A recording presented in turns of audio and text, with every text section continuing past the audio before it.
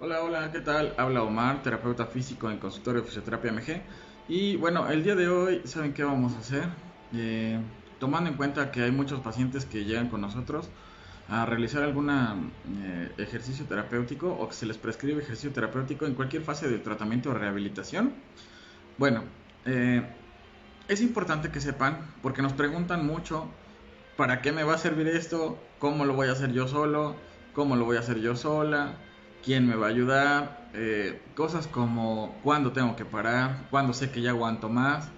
Y son cosas relativamente simples para nosotros que nos dedicamos a este tipo de profesión, pero hay que explicárselo al paciente para que lo entienda. Es decir, hay que dárselo en palabras que el paciente pueda digerir fácilmente, para que el cuidador, para que el enfermero, para que el familiar lo pueda realizar. Ahora, es bien importante, número uno, saber que para prescribir el ejercicio terapéutico y para prescribir ejercicio, ya sea de cualquier tipo, en este caso puede ser movilizaciones pasivas, quiere decir que el terapeuta, o sea, nosotros las vamos a hacer al paciente, movilizaciones activas, que el paciente las haga solito, para que el paciente, por ejemplo, comience a estirarse, lo puede hacer de manera activa, que es decir, que lo haga, o pasiva, que nosotros lo asistamos, lo ayudemos en todo momento. Y independientemente del tipo de ejercicio que vayan a realizar, es importante que tengan en cuenta también para qué te va a servir. Entonces, número uno, acuérdense, si el terapeuta físico prescribe una movilización, ya sea pasiva o activa, tiene una razón de ser. La razón inicial de la movilización pasiva casi siempre es comenzar al paciente a adaptar ya sea la musculatura, a ganar movilidad articular, a quitar un poco de adherencias, a mantener el corazón trabajando, a ponerlo a trabajar si es que está el paciente en cama o casi no se mueve o es sedentario. Pues bueno, hay que también regular el proceso de la respiración. Si tiene algún problema circulatorio, pues también hay que revisarlo previo a la prescripción y carga del ejercicio. Si es sedentario, pues hay que ver también qué tanto va a aguantar de ejercicio. Hay que hacer unas tablas, hay que buscar unas tablas de referencia que nosotros tenemos en cuanto a cardiovascular, en cuanto a prescripción de número de repeticiones por número de series. Las repeticiones, ¿cuántas veces mi paciente va a estar abre y cierra, por ejemplo, las manos?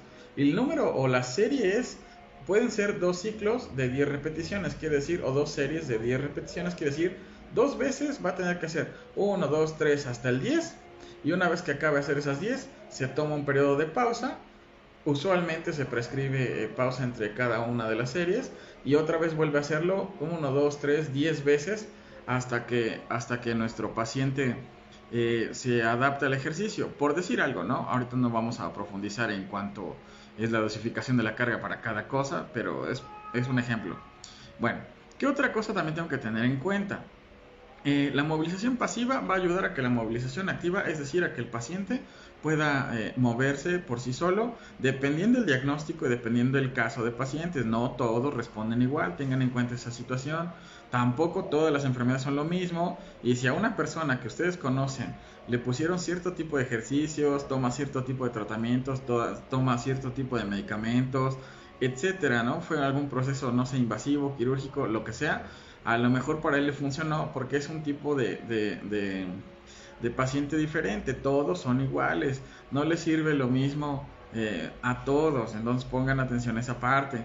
Muchos pacientes también nos preguntan, yo conozco a un familiar, un amigo, un vecino, un primo, a alguien que tenía exactamente lo mismo que yo y no le pusieron esto, o le pusieron aquí, o le pusieron estas otras cosas, o le pusieron un montón de cosas. Entonces hay que explicarle al paciente desde que uno lo capta y está dándole la consulta y demás, cuáles son las metas del tratamiento una vez que está uno ya terminando de evaluar. ¿Por qué? Pues porque tampoco se le puede decir al paciente cuántas veces vamos a realizar el ejercicio exactamente. No se puede hacer, se puede dosificar el tipo de ejercicio, las veces y los ciclos o las series, pero no le puede uno decir al paciente cuándo exactamente ya va a tener que dejar de hacerlo, porque pueden pasar muchas cosas. Una de las cosas que también nos pasan cuando nosotros vamos a revisar a los pacientes a domicilio es que no lo pude hacer, es que tuve visitas, la verdad me dio pereza, no le entendí, me dio vergüenza preguntarle, me va a cobrar si le contesto, si le mando mensaje al WhatsApp o cosas de esas. En nuestro servicio tenemos una regla que siempre le decimos a nuestros pacientes es, ¿tiene duda? Márquenos, ¿no? O manden un mensaje, no hay problema, etcétera. Con nosotros funciona así, desconozco con los demás, pero con nosotros le damos un seguimiento al tratamiento. Entonces, ¿qué otra cosa pasa? Si el paciente no entendió bien la indicación porque no la dimos clara desde el principio, lo que va a pasar es que el paciente va a hacerlo mal. Y si lo hace mal desde el principio, sí repercute en su salud. ¿Por qué? Porque hay una cosa que se denomina grabar los movimientos y fisiológicamente tiene su nombre, pero les digo, tecnicismos ahorita no creo que sea bueno. Pero hay una cosa que se llama engrama motor o reeducación motora. Dentro de esa parte, cuando a veces el paciente pierde toda la movilidad, hay que volverle a reeducar, a reenseñar, tiene que reaprender, ¿de acuerdo? Es decir, tiene que volver a comenzar a sustituir o volver a adquirir las funciones perdidas. Pero en el dado caso de que el paciente jamás las aprendió de manera correcta, en el caso de los menores de edad que tengan algún trastorno motor o neuromotriz, lo que va a pasar es que como ellos no conocen cuáles son los pasos normales o cuáles son la sucesión de movimientos o la secuencia de movimientos normales, el problema radica en que pues no las conoce. Y si no se puede comunicar, gracias señor Luis, si no se puede comunicar el paciente, lo que va a pasar es que pueda o no tener alguna limitante. Es decir, la comunicación sí es bien importante en un paciente, pero en el caso que no pueda hablar, hay que nosotros hacerlo de manera clara y específica y limpia le llamamos. ¿Por qué limpia? Pues porque no puede ser un movimiento que ocasione uno que le haga hacer o sugerir un movimiento mucho más fácil. Entonces lo que se puede hacer ahí es hablar con el familiar, el terapeuta, hablar con el cuidador, enfermero, con lo que sea, o con el mismo paciente si lo puede realizar. Ahora, ¿cuándo voy a comenzar con el ejercicio? Desde el primer momento en que se pueda. ¿Por qué? El dolor puede muchas veces limitar, pero no significa siempre que puede mantenerse estático el paciente. Actualmente ya no nos podemos quedar estáticos teniendo cualquier trastorno muscular, traumatológico, ortopédico. Ya es mejor o más benéfico ponerse a hacer alguna actividad referente a su rehabilitación. Ahora, ¿qué otra cosa? También el sedentarismo es un factor, sí, pero no es una limitante.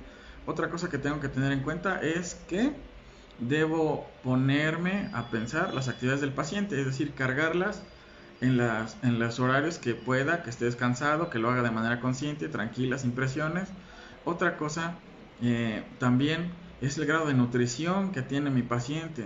Si estoy trabajando con un paciente desnutrido, pues hay que mejorar, cambiar o disminuir las dosis del ejercicio para adaptarse a él, para que no gaste más energía de la que va a tener. Otra de las cosas que también es importante tomar en cuenta es la disposición del paciente. También él debe tener en cuenta que lo tiene que hacer, cuántas veces y para qué lo tiene que hacer, porque si no lo tiene en cuenta y porque tampoco quiere hacerlo, por el mejor tratamiento puede pasar y nada va a cambiar. Entonces, mejor hay que ponerle atención a estas partes. Otra de las cosas muy fáciles y muy sencillas que no debemos obviar y que no nos deben olvidar es decirle al paciente que si está cansado, por favor nos diga. Si está cansado, puede cambiarse el ejercicio, pueden hacerse otro tipo de actividades o puede suspenderse de ese día, pero es importante tener en cuenta todas estas cosas. Ahora, la hora del ejercicio también es importante, cambia mucho en cuanto a adulto mayor, en cuanto a pediatría, en cuanto a deportista, etcétera. ¿Por qué? Pues porque, bueno, fisiológicamente ya tiene una respuesta, pero en cuanto a ejercicio terapéutico, dependiendo, ¿no? El número de sesiones de terapia también varía, dependiendo del caso de las personas. Puede ser que tenga una persona con prótesis de rodilla y que esté, por ejemplo, de 70, 80 años en su casa y que tenga todo el tiempo del mundo, pues bueno, podrán ser 2 veces o 3, dependiendo la necesidad del paciente, dependiendo las condiciones que ya anteriormente habíamos hablado, dependiendo de la economía, etcétera, un montón de cosas. La idea siempre es que el paciente la pueda hacer lo mejor que se pueda, siempre y cuando esté siguiendo un régimen de ejercicio o de actividad de rehabilitación específica. No hagan cosas que no les toca, pacientes, por favor, como que Hay veces que hay pacientes que después de haber sido operados de prótesis de rodilla, se han ido a trotar y esas rodillas, no es que esté mal, puede ser que esté bien, puede ser que se recuperen mejor que otros.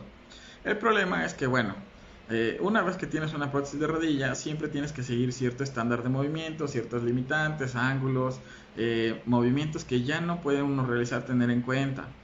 Cuando a veces el paciente realiza cosas que no le toca en este momento o en estos tiempos, que le tocaban más adelante, lo que pasa es que se lesiona. Se lesiona, la prótesis a veces tiende a lesionarse, como que se puede salir, como que puede doler, como que se puede inflamar. Eh, Otra de las cosas, por ejemplo, en los esguinces, hay pacientes que se les pide que necesitan hacer la rehabilitación activa por un esguince, y un esguince de tobillo es muy común, es uno de los padecimientos, creo que de los más comunes que hay en este mundo.